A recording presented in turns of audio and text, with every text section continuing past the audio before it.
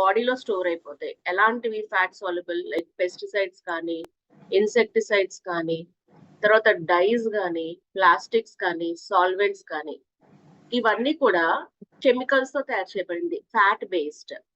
ఇవి మన బాడీలో స్టోర్ అవుతాయి. ఇవి కార్సినోజెనిక్, అంటే క్యాన్సర్ కి కారణాలు. వీటిని వాటర్ సాల్యుబుల్ గా కన్వర్ట్ చేస్తుంది లివర్. వాటర్ సాల్యుబుల్ గా కన్వర్ట్ చేసి ఏం చేస్తుంది? మన బైల్లో, యూరిన్, స్వెట్, సెలైవాలో కలిసేలా చేస్తుంది. సో వాటర్ సాల్యుబుల్ గా ఉన్నప్పుడు బాడీ నుంచి ఈజీగా బయటకు వెళ్ళిపోతుంది ఈ కెమికల్స్ అన్ని కూడా. Just give me a second అండి. Production and detoxification of hormones. Red blood cells తయారీలోనూ, కొలెస్ట్రాల్ బాడీ తయారు చేసుకోవడంలోనూ, గ్లైకోజన్ ని స్టోర్ చేయడానికి, ప్రోటీన్స్ బాడీ ఉపయోగించుకోవడానికి, ఐరన్ ని స్టోర్ చేయడానికి లివర్ బైల్ జ్యూస్ ని ప్రొడ్యూస్ చేస్తుంది. ఈ బైల్ జ్యూస్ తీసుకున్న ఆహారం, యాక్చువల్ గా లివర్ దగ్గర ఉన్న గాల్ బ్లాడర్ బైల్ ని ప్రొడ్యూస్ చేస్తుంది అనమాట. ఈ బైల్ జ్యూస్ మనకి తిన్న ఆహారాన్ని డైజెస్ట్ ఎలా చేస్తుంది. ఓవర్ ప్రొడక్షన్ ఆఫ్ ఈ బైల్ జ్యూస్ కూడా మనకి జాండీస్ కి కారణాలు కూడా, సమ్ రీజన్స్. టాక్సిన్స్ ని డియాక్టివేట్ చేస్తుంది. మన బ్లడ్ లో గ్లూకోజ్ రిలీజ్ అవడానికి సపోర్ట్ చేస్తుంది. చూడండి, బ్లడ్ లో గ్లూకోజ్ రిలీజ్ చేయడానికి సపోర్ట్ చేస్తుంది. అదే విధంగా లివర్ దగ్గర ఉన్న ప్యాంక్రియాస్ ఇన్సులిన్ ప్రొడక్షన్ లో హెల్ప్ అవుతుంది. సో డయాబెటీస్ కి లివర్ కూడా ఒక విధంగా ఒక విధంగా కాదు, లివరే కనెక్ట్ అయి ఉంటుంది బికాస్ ఆఫ్ ద ప్యాంక్రియాస్. అలాగే వైటమిన్స్ ని బాడీ అబ్జార్బ్ చేసుకోవడానికి కూడా మనకి హెల్ప్ చేస్తుంది లివర్. ఏ కారణాల వల్ల లివర్ చెడిపోతుంది?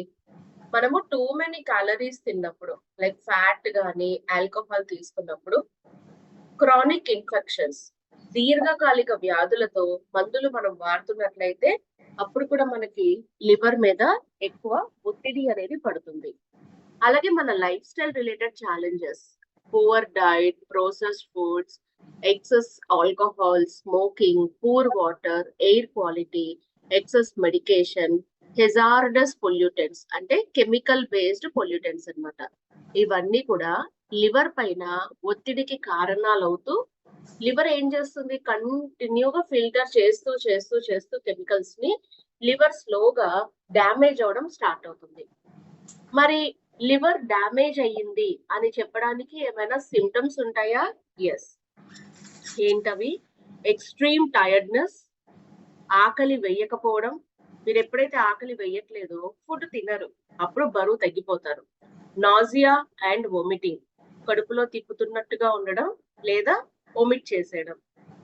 తరచూ జ్వరం రావడం, చర్మం దురద పడటం. అంటే మీకు తరచూ చర్మ వ్యాధులు ఏదైనా వస్తుంటే ఒకసారి లివర్ కూడా టెస్ట్ చేసుకుంటే మంచిది. టెండర్ లివర్ లేదా లివర్ ఎన్లార్జ్ అవ్వడం. అలాగే జాండిస్.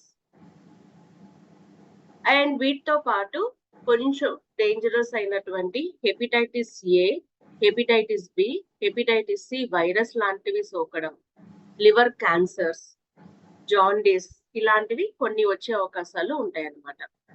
మరి నా లివర్ ని డ్యామేజ్ చేయకుండా హెల్దీగా ఉంచుకోవాలంటే నేను ఏం చేయాలి? ఫ్రూట్స్ ని, వెజిటేబుల్స్ ని చక్కగా తినడం, శుభ్రమైన నీరు తాగడం, ఆల్కహాల్ ని అవాయిడ్ చేయండి లేదా లిమిట్ చేయండి. వాతావరణ కాలుష్యం నుంచి కాపాడుకోండి, లైక్ మాస్క్ యూజ్ చేయండి. అప్పుడప్పుడు మనకి కడుపులో నొప్పి ఉందని ఒక టాబ్లెట్, తలనొప్పిగా ఉందని ఒక టాబ్లెట్, ఇలా తీసుకుంటూ ఉంటాం. సో అనవసరమైనటువంటి మెడికేషన్ ని ఎక్కువ తీసుకోకండి.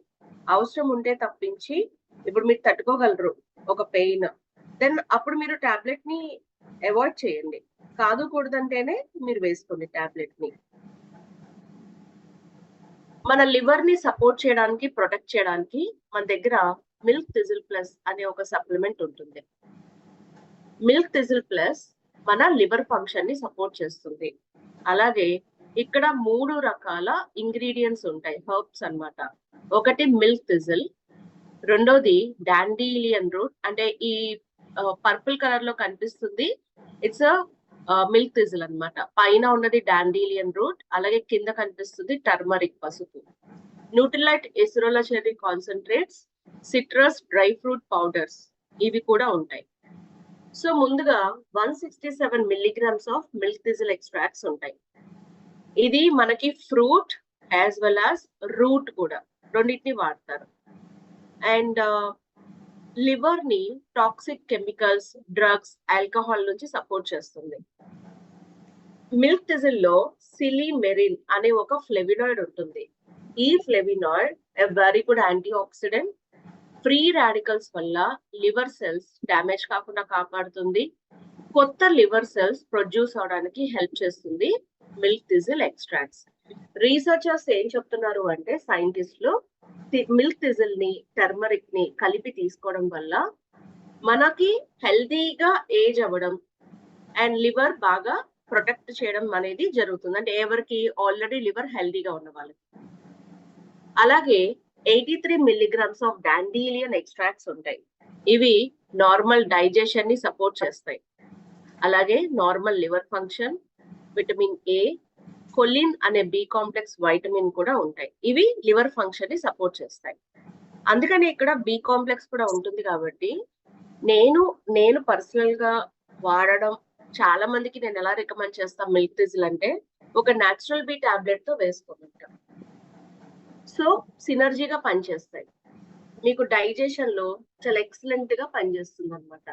సో మిల్క్ థిజిల్ న్యాచురల్ బీని కంపల్సరీ వాడాలా అని అడిగితే ఇది కేవలం సలహా మాత్రమే, మీ ఇష్టం. 50 మిల్లీగ్రామ్స్ ఆఫ్ టర్మరిక్ ఎక్స్ట్రాక్ట్స్ ఉంటాయి. టర్మరిక్ లో కర్క్యూమినాయిడ్ అనే ఒక యాంటీ ఆక్సిడెంట్ ఉంటుంది. లివర్ ని, గాల్ బ్లాడర్ ని, వీటి ఫంక్షన్స్ ని సపోర్ట్ చేయడానికి హెల్ప్ చేస్తుంది మిల్క్ థిజిల్ ప్లస్. మిల్క్ థిజిల్ ప్లస్ లో బి కాంప్లెక్స్ వైటమిన్స్ ఉంటాయి. ఇవి నార్మల్ లివర్ హెల్త్ ని సపోర్ట్ చేస్తాయి. అలాగే ఎసిరోలా చెర్రీ కాన్సన్ట్రేట్స్, సిట్రస్ బయోఫ్లెవినాయిడ్స్ ఉంటాయి. ఇవన్నీ కూడా గుడ్ యాంటీ ఆక్సిడెంట్ గాను, గుడ్ ఫైటో న్యూట్రియంట్ గాను సపోర్ట్ చేస్తూ లివర్ హెల్దీగా ఉండడంలో కూడా సహాయపడతాయి. ఎవరెవరికి రికమెండ్ చేస్తారు? ఏజ్ చూస్తే 25 సంవత్సరాలు దాటిన వాళ్ళు, లివర్ ని హెల్దీగా ఉంచుకోవాలనుకున్న వాళ్ళు, స్మోక్ చేసేవాళ్ళు, ఆల్కహాల్ చేసేవాళ్ళు, ట్రావెల్ చేసేవాళ్ళు. మీరు ఎక్కువగా ట్రావెల్ చేస్తున్నప్పుడు బయట ఫుడ్ తింటాం కదా, సో అలాంటి వాళ్ళు కూడా మిల్క్ థిజిల్ ప్లస్ ని రెగ్యులర్ గా తీసుకోవచ్చు. మధ్యాహ్నం లంచ్ తర్వాత ఒక టాబ్లెట్ ని, డిన్నర్ తర్వాత ఒక టాబ్లెట్ ని మనం తీసుకోవచ్చు మిల్క్ థిజిల్ ప్లస్ ని. అండ్ మిల్క్ థిజిల్ వేసుకునేటప్పుడు ఏదైనా ఒక టైంలో న్యాచురల్ బి టాబ్లెట్ ని ఒకటి తీసుకోండి, సరిపోతుంది. హెపటైటిస్ ఏబిసి వైరస్ ఉన్నా, జాండీస్ ఉన్నా డాక్టర్స్ అలా తీసుకోండి. ఫ్యాటీ లివర్ ఉంటే హ్యాపీగా మీరు మిల్క్ థిజిల్ తీసుకోవచ్చు, ఏం కాదు.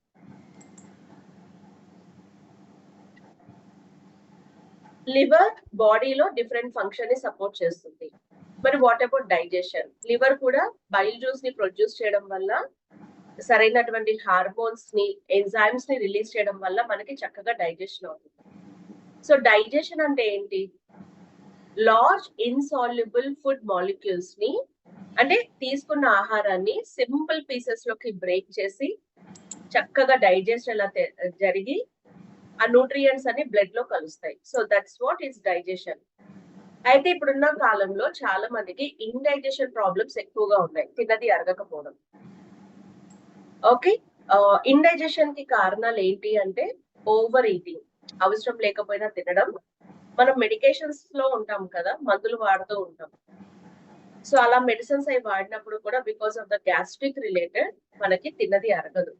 స్ట్రెస్ వల్ల కానీ, యాంగ్జైటీ వల్ల కూడా మనకి తీసుకున్న ఆహారం సరిగ్గా డైజెస్ట్ అవ్వదు. డైజెషన్ ప్రాసెస్ చూస్తే ఒకటి టోటల్ గా 5 ప్రాసెస్ ఉంటాయి, స్టెప్స్. ఒకటి ఇంజెషన్. ఇంజెషన్ అంటే ఏంటి? మనం ఫుడ్ తీసుకుంటాం కదా, సో ఈ ఫుడ్ అంతా కూడా ఏమవుతుంది, మన గొంతులో నుంచి, ఈసోఫేగస్ నుంచి లోపలికి వెళ్తుంది. ప్రొపల్షన్ అంటాం. ఫుడ్ అంతా కూడా మూవ్ అయ్యి డైజెస్టివ్ ట్రాక్ లోకి వెళ్తుంది. మూడో స్టెప్ డైజెషన్. మెకానికల్ మరియు కెమికల్ ప్రాసెస్ ద్వారా మొత్తం ఫుడ్ డైజెస్ట్ అవుతుంది. తర్వాత డైజెస్ట్ అయిన తర్వాత, అరిగిన తర్వాత బాడీ న్యూట్రియంట్స్ ని అబ్జార్బ్ చేస్తుంది. అవసరమైన ఫుడ్ అంతా కూడా బాడీ అబ్జార్బ్ చేసుకున్నాక వేస్ట్ అంతా బయటకు వెళ్ళిపోతుంది, విచ్ ఇస్ కాల్డ్ ఎలిమినేషన్ అనేది 5th ప్రాసెస్. వీటి గురించి కొంచెం డీటెయిల్ గా మాట్లాడుతాం. ముందుగా మన టీత్ మరియు టంగ్, మనం ఎప్పుడైతే ఫుడ్ ని పెట్టుకుంటామో నోట్లో, పళ్ళు నమిలేలా చేస్తాయి, పేస్ట్ అయ్యేలాగా. సో నాలుక ఏం చేస్తుంది, జస్ట్ లైక్ గ్రైండర్ మిక్సీ లాగో మనకి అదంతా నలిగేలా చేస్తుంది. నోట్లో ఉండేటువంటి లాలాజలం which is called saliva, food అంతా కూడా మెత్తగా అయ్యేలా చేస్తుంది. తర్వాత స్టమక్ లో ఉండేటువంటి మజిల్స్ డిఫరెంట్ డైరెక్షన్స్ లోకి ఫుడ్ ని పంపిస్తాయి. తర్వాత స్టమక్ లో ఉన్నటువంటి ఒక స్ట్రాంగ్ యాసిడ్ ఫుడ్ ని డైజెస్ట్ చేసుకుంటుంది. అలాగే స్మాల్ ఇంటెస్టైన్ ఏం చేస్తుందంటే మొత్తం ఫుడ్ మొత్తాన్ని కూడా డైజెస్ట్ ఎలా చేసిన తర్వాత బ్లడ్ లోకి న్యూట్రియంట్స్ ని అబ్జార్బ్ చేస్తుంది. తర్వాత అన్డైజెస్ట్ ఫుడ్ అంతా కూడా త్రూ లార్జ్ ఇంటెస్టైన్ ద్వారా బయటికి వెళ్ళిపోవడానికి హెల్ప్ చేస్తుంది, యానస్ ద్వారా బయటికి వెళ్ళిపోతుంది అనమాట. ఇది ఓవరాల్ గా జరిగేటువంటి ప్రాసెస్. మనము తిన్నది అరగకపోతే మనకి కలిగే ఫీలింగ్స్ ఏంటి, తినేటప్పుడు అప్పుడే అనిపించడం, మీల్స్ తర్వాత అన్కంఫర్ట్ గా ఉండడం, అబ్డామిన్ అప్పర్ అబ్డామిన్ లో డిస్కంఫర్ట్, బర్నింగ్ సెన్సేషన్, బ్లోటింగ్ కడుపు ఊపడం, అలాగే నాజియా కడుపులో తిప్పుతున్నట్టుగా ఉండడం అన్నమాట. ఇవన్నీ కూడా ఇండైజెషన్ కి సిమ్టమ్స్ అన్నమాట. జనరల్ గా ఇండైజెషన్ కి పెద్ద ప్రాబ్లమ్స్ ఏమి ఉండవు, సైడ్ ఎఫెక్ట్స్ లాంటివి, ఓన్లీ బ్లోటింగ్ ఇవే ఉంటాయి, పొట్ట వచ్చేస్తూ ఉంటుంది మనకి అంతే. Too much of uncomfortable feel అయితే ప్లీజ్ కన్సల్ట్ ఏ డాక్టర్. మనం తీసుకున్న ఆహారం చక్కగా డైజెస్ట్ అవడానికి మనకు ఉపయోగపడేటువంటి సప్లిమెంట్స్ ఏంటో చూద్దాం. సో ఇప్పుడు ఆల్రెడీ చెప్పుకున్నాం, తిన్నది డైజెస్ట్ అవ్వకపోవడానికి కారణాలు ఏంటి అంటే ఎరాటిక్ ఈటింగ్ హ్యాబిట్స్. అంటే ఎరాటిక్ ఈటింగ్ హ్యాబిట్స్ అన్నప్పుడు మనకి స్పెసిఫిక్ ఒక టైం లేకపోవడం, ఎలా పడితే అలా తినడం, ఏది పడితే అది తినడం. సో దీన్ని మనం ఎరాటిక్ ఈటింగ్ హ్యాబిట్స్ అంటాం. ప్రాసెస్డ్ ఫుడ్స్ అంటే నిల్వ ఉన్నటువంటి ఆహార పదార్థాలు ఎక్కువగా తినడం.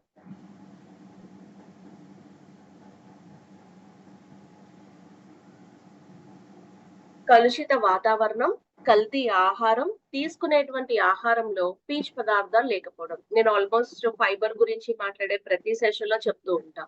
డైజెషన్ గురించి చెప్పినప్పుడు మనం ఎవ్రీ 1000 క్యాలరీస్ కి 14 గ్రామ్స్ ఆఫ్ ఫైబర్ తీసుకోవాలి. ఆన్ అండ్ యావరేజ్ గా 28 నుంచి 35 గ్రాముల పీచు పదార్థాన్ని రెగ్యులర్ గా తినాలి. తినకపోతే డైజెషన్ జరగదు. ఇక్కడ మనం తిన్న ఆహారాన్ని డైజెస్ట్ అయ్యేలాగా చేయడానికి అమలాకి, విబితాకి, హరితాకి, తెలుగులో ఉసిరికాయ, తానికాయ, కరక్కాయ అంటాం. సో ఇవి డైజెషన్ ని సపోర్ట్ చేస్తాయి. అలాగే గట్ ని క్లెన్జింగ్, క్లీన్ చేసి డిటాక్సిఫై కూడా చేస్తాయి. అమలాకి, విబితాకి, హరితాకి డైజెషన్ ని సపోర్ట్ చేయడమే కాకుండా ఎపిటైట్ ని ఇంప్రూవ్ చేస్తాయి. ఎపిటైట్ అంటే ఏంటి, ఆకలి అనమాట. ఎపిటైట్ అంటే ఆకలిని పెంచవు, ఇంప్రూవ్ చేస్తాయి. ఆకలిని ఇంప్రూవ్ చేయడం అంటే ఏంటి, బెటర్ గా ఉండేలా చేస్తాయి. అంటే అన్వాంటెడ్ గా మీకు అవసరం లేకుండా తినడం, ఎప్పుడు పడితే అప్పుడు ఆకలి వేయడం, లేదా తింటే మన కడుపు నిండిపోయినట్టుగా ఉన్నప్పుడు మళ్ళీ మనం ఫుడ్ తినలేము. ఇలాంటివి లేకుండా మన ఎపిటైట్ కరెక్ట్ గా ఉండేలా హెల్ప్ చేస్తుంది. కొలోన్, ఇంటెస్టైన్ ని కొలోన్ అంటాం. కొలోన్ హెల్త్ ని కాపాడుతుంది. హైపర్ ఎసిడిటీ, ఎసిడిటీ అంటే ఏంటి, కడుపులో మంట. హైపర్ ఎసిడిటీ అంటే కడుపులో మంట, ఒమిటింగ్ సెన్సేషన్ లేదా ఒమిట్ చేసుకోవడం. అలాగే బాడీని డిటాక్సిఫై కూడా చేస్తుంది అమలాకి, విబితాకి, హరితాకి. ఇప్పుడు ఇవన్నీ ఎలా ఉంటాయంటే లోపల గింజ ఉండి చుట్టూరా పల్ప్ ఉంటాయి. ఆ పల్పునే మనము ఫ్రూట్ పెరికాప్ అంటాం. ఈ ఫ్రూట్ పెరికాప్ లో మనం తిన్న ఆహారాన్ని డైజెస్ట్ అయ్యే గుణాలు ఉంటాయి. అదే విధంగా టానిన్స్ అనే పదార్థం కూడా లభిస్తుంది. ఎవ్రీ 1 టాబ్లెట్ లో 30% ఆఫ్ ద టానిన్స్ ఉంటాయి. ఈ టానిన్స్ లో లాక్సేటివ్ ప్రాపర్టీస్ కలిగి ఉంటాయి. అంటే మనము ఉదయం లెగవంగానే మలబద్ధకం లేకుండా ఫ్రీగా మోషన్ అవడానికి హెల్ప్ చేస్తుంది అమలాకి, విబితాకి, హరితాకి. 12 సంవత్సరాలు దాటిన వాళ్ళు మధ్యాహ్నం భోజనం తర్వాత ఒక టాబ్లెట్ ని, రాత్రి భోజనం తర్వాత ఒక టాబ్లెట్ ని తీసుకోవచ్చు. ఏవిహెచ్ తీసుకుంటూనే ఫైబర్ కూడా తీసుకోవచ్చు.